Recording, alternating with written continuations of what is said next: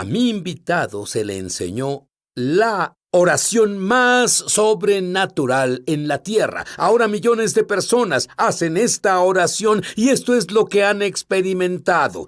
Oyen la voz de Dios claramente. Sus oraciones son contestadas y su intimidad con Dios es elevada. ¿Quieren que se las enseñe a ustedes?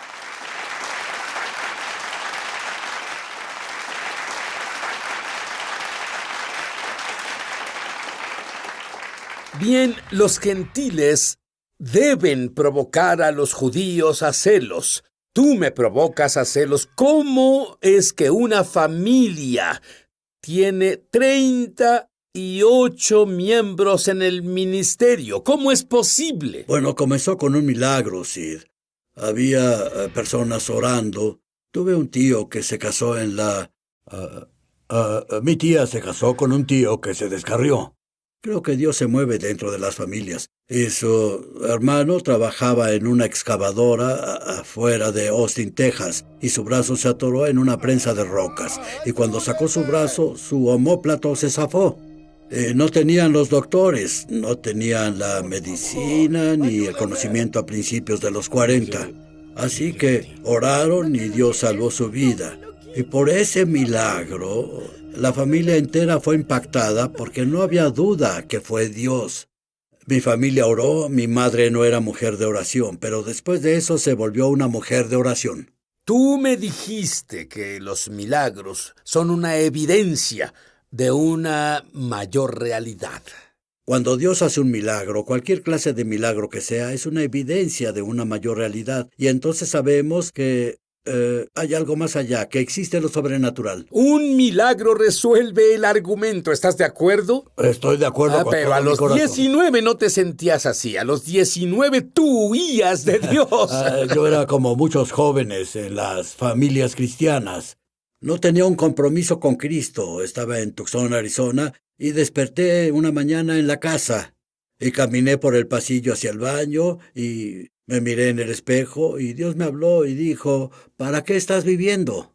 Y en ese punto supe que mi vida no tenía propósito, pero Dios me dio un propósito en ese momento, porque mi decisión fue vivir para Él y tenía fe en Cristo como mi Salvador en ese momento.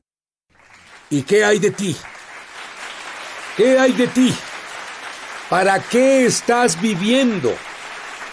¿Has visto resucitar muertos? Dime sobre uno. Estaba en Inglaterra, predicando en Sheffield, Inglaterra. Probablemente fue como en los días del avivamiento de Welsh. El avivamiento de Welsh estaba lleno, se paraban a los lados del edificio. Y llamé a un líder de himnos, no un líder de adoración, un líder de himnos, esos líderes de himnos. Lo llamé para orar por él y cuando lo hice, un espíritu de profecía vino a mí. Y dije, vas a ministrar y serás líder de adoración de cientos y cientos de personas. Cientos de personas. Veo multitudes. Bueno, el hombre murió bajo mi mano. No, así que no deben... Era mejor que no hubiera piedras para lanzarte. Yo estaba en Inglaterra y podía ver el periódico del día siguiente. Predicador estadounidense asesina a líder de himnos en la iglesia. Sabes que no son amables por allá en los periódicos. Pero lo que pasó es que en ese momento llamé a uno de los ancianos. De hecho, el hombre que murió bajo mi mano, Smith Wigglesworth, era el mejor amigo de su suegro. Y Smith Wigglesworth murió en el funeral de su suegro, el señor Richardson. Él murió en su funeral en Wakefield, Inglaterra. Así que llamé a su esposa, llamé a la esposa de C.L. Parker, que eran famosos, y llamé a una enfermera de cirugía para que lo revisara. Lo que pasó fue que el pastor y yo nos paramos detrás del gran púlpito de madera. Agradecí tanto por ese gran púlpito. Era tan grande como un barco de guerra. Vamos, aprecié mucho no tener uno pequeño, transparente. Cierto. Y me incliné sobre su cuerpo y yo dije, Paul está muerto. Y él me vio y él dijo, nadie puede vernos. Y él dijo, él era un viejo minero. Siguió, pues su tiempo acabó, amigo. En otras palabras, él ya marcó su tarjeta. Él marcó su salida. Y llamamos a las damas ahí y oramos. Y yo no era un hombre de Dios de fe y poder. Era un hombre de Dios de falta de poder. Te digo, en ese punto yo en realidad dependía de Dios, en verdad totalmente dependiente. Y oramos por él y Dios tocó al señor Parr. Dios lo tocó y lo resucitó a la vida. La enfermera estaba atónita porque ella lo declaró muerto. Lo llevamos y lo sentamos en una silla con respaldo que estaba pegada a la pared y él se sentó ahí por el resto de la reunión, justo así. Estaba totalmente, ya sabes, parecía que era como una tabla. Estaba vivo y respiraba, pero nunca estuve tan agradecido por una oración contestada. Muy bien. Hay algo que tú enseñas y que es tan fenomenal. Y muchos creyentes viven la vida y ni siquiera se dan cuenta de que están en una batalla espiritual. Comenta sobre eso. Bueno, es algo así. Le digo a las personas, saben que están en guerra espiritual, están exhaustos y no han trabajado. Así que es como ahorita mismo vemos mucho de eso en las iglesias donde las personas, sabes, han pensado, sus mentes están trabajando, ¿cómo podemos resolverlos? ¿Qué pasará en el futuro? Bueno, no predico a la cabeza de la gente, predico a sus corazones. No predico a la iglesia como si fuera viuda. Le predico a la iglesia como si fuera la novia, y lo que cambió mi vida fue ver el reino de Dios diferente. Porque donde hay un reino, debe haber un trono, y donde hay un trono debe haber un rey, y donde hay un rey habrá peticiones, y donde hay un rey habrá adoración. Y es exactamente lo que transformó mi vida, cuando pude darme cuenta que Dios oye y responde oraciones, pero fui a Él como el Rey de Reyes, el Señor de Señores. No fui como mendigo, fui como su hijo. No era un huérfano, era su hijo. No estaba vencido, era victorioso. Y pienso ahora que hay tanta gente que viene a Dios como un mendigo. No tienes que venir como mendigo ni un día más. Has sido adoptado en la familia de Dios. Tengo un hijo adoptado, y él es tan mi hijo como nuestra hija natural. Y si comienzas a entender que Él quiere que ores, y si las oraciones incluyen su propósito en tu vida, entonces tu vida será transformada. Y para ti orar no es aburrido o religioso o rutinario. ¿Qué es la oración? La oración es un diálogo. La oración es hablar con mi Padre. La oración es que mi Padre hable conmigo. Muy bien. Estoy listo para que Él imparta lo que Dios le enseñó como la oración más sencilla y sobrenatural en la tierra. Yo sé que no te irás. Hola, Mishpohag de YouTube. Mishpohag es hebreo y significa familia. Soy Sid Roth. Bienvenido a mi mundo, que es naturalmente sobrenatural. Si fuiste bendecido por este programa, por favor suscríbete. Luego haz clic en la campana. Así no te perderás un solo episodio de Es Sobrenatural. Oh, sí, y yo sé que están en la orilla de sus asientos. Yo quiero saber lo que Dios mismo dijo que es la oración más sobrenatural en la tierra. Creo que la oración más sobrenatural en la tierra es Padre nuestro que estás en el cielo, santificado sea tu nombre, venga a tu reino, hágase tu voluntad en la tierra como en el cielo. Danos hoy nuestro pan cotidiano y perdona nuestras ofensas, pecados o deudas, así como perdonamos a nuestros deudores. Y no nos dejes caer en tentación, sino líbranos del mal, porque tuyo es el reino y el poder y la gloria por siempre. Sí, yo creo que es una oración sobrenatural. Todo lo que no es sobrenatural es superficial. Y creo que Jesús, cuando estuvo lejos de sus discípulos, creo que es lo que Él oraba. Creo que Él se apartaba en la mañana para orar, y Él oraba la oración que les enseñó. Cuando oren, oren así. Pero, ¿sabes? Cuando yo escucho esta oración en una congregación, es parte del ritual. No tiene impacto, no tiene significado. ¿Qué significa para ti?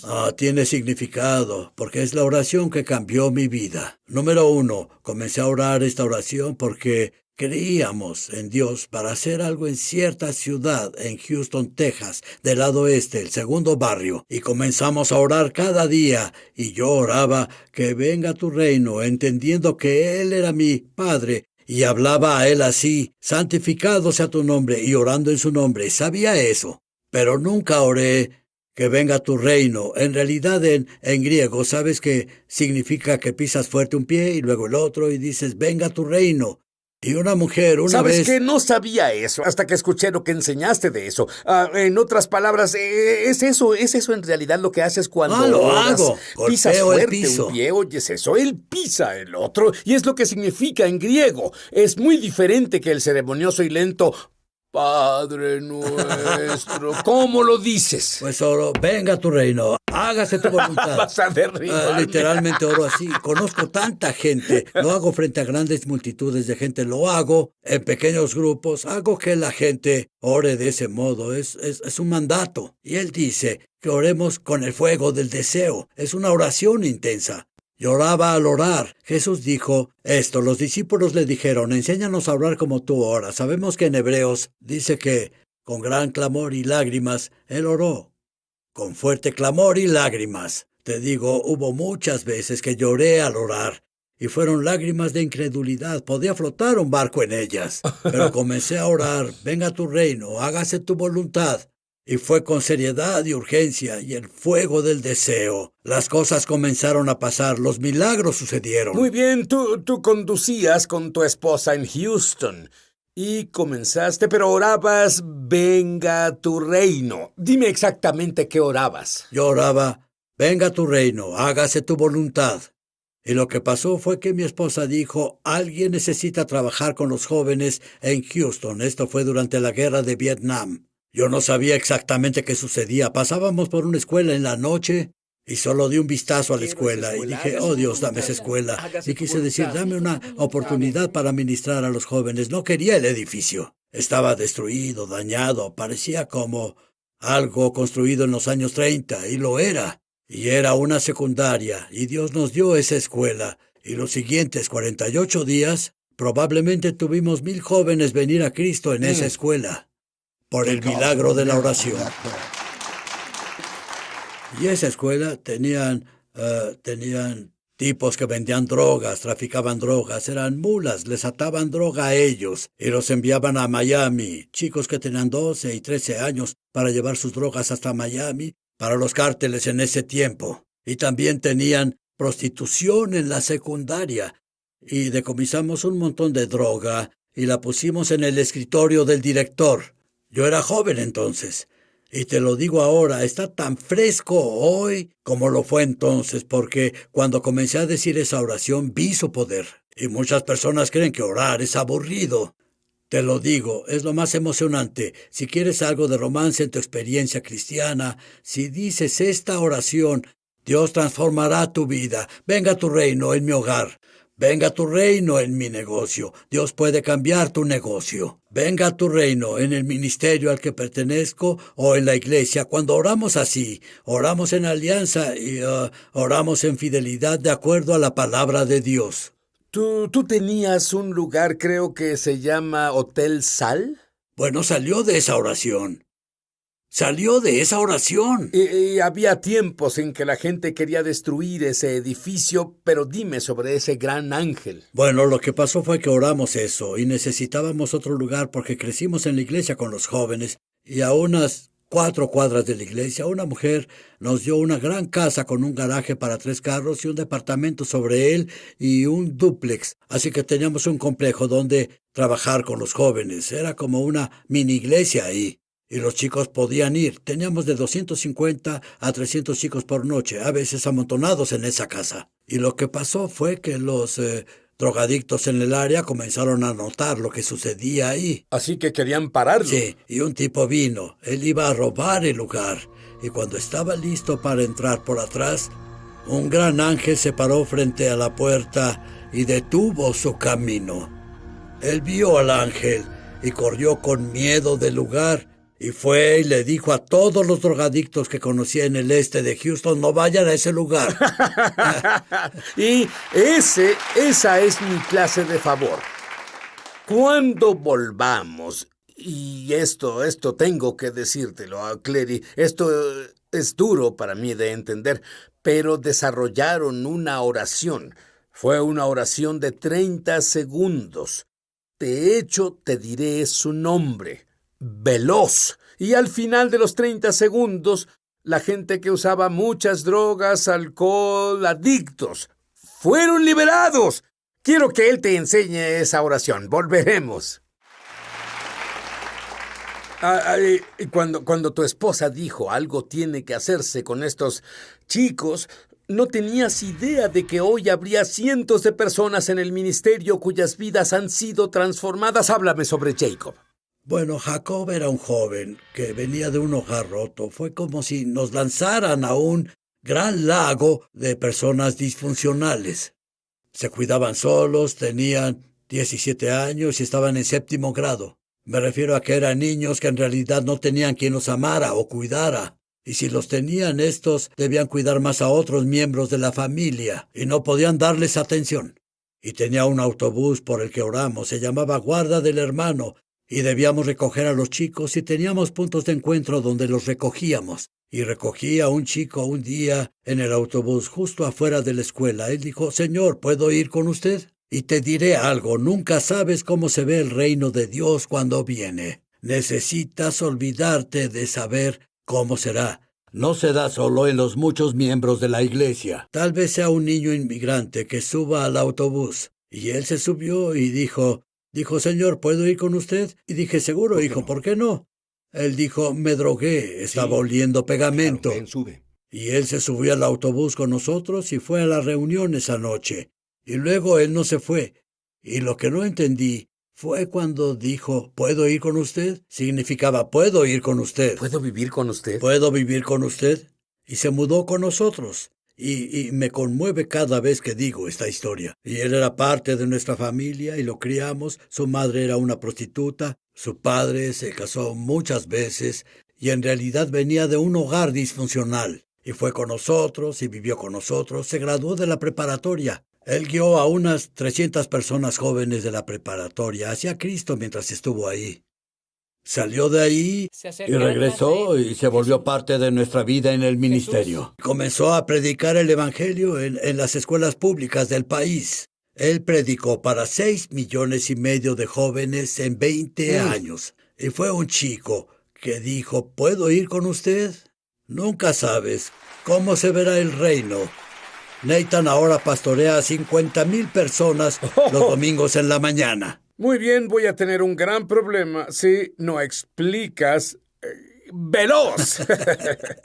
Bueno, lo que pasó fue que no necesitas oraciones formales. Esos chicos no necesitaban eso, no conocían eso. Venían a nosotros drogados y yo solo decía «Dios» con un chasquido, solo así. Y te digo, Dios los sacaba de su estupor. Ellos se enojaban a veces, pero era una oración tan poderosa que podíamos verlos sobrios en 30 segundos. Pero lo que tenía que durar esa oración era solo un chasquido. Vi que después, hace 6 años, oré por un joven y dije: «Dios, que sea solo un chasquido». Alguien envenenó su bebida. Dios sanó al joven así de rápido, en el momento justo. Ora esa oración rápida ahora. Lo que significa eso fue: fuera de aquí.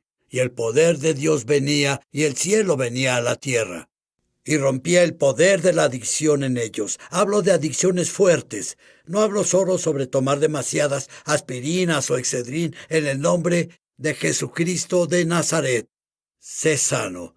Sé sano en el nombre de Jesucristo de Nazaret. Sé liberado. Dios, dáselos ahora. Oro en el nombre de Jesús. Amén. Dime sobre la frase «danos el pan nuestro de cada día». Esa es una de mis partes favoritas de la oración. Y la razón es porque dependemos de Dios. Cuando decimos «danos el pan nuestro de cada día», decimos «danos vida, danos paz, danos alegría, danos esperanza, danos confianza, danos valentía». Creemos que Dios nos dará lo que necesitamos, lo que nos hará la persona que Dios quiere que seamos. ¿Para qué estás viviendo? Si tú solo crees en Jesús, está bien. Pero la Biblia dice en el lenguaje original: «Esta es la vida eterna, para que tengan conocimiento experiencial de mí». Di esta oración conmigo, de corazón, voz alta, ahí donde estás. Querido Dios, soy un pecador. Contra ti y solo a ti he pecado. Lo siento tanto. Creo que la sangre de Jesús limpia mis pecados. Estoy limpio. Y ahora que estoy limpio, te hago mi Señor y Salvador. Jesús mora dentro de mí. Jesús mora dentro de mí. Amén.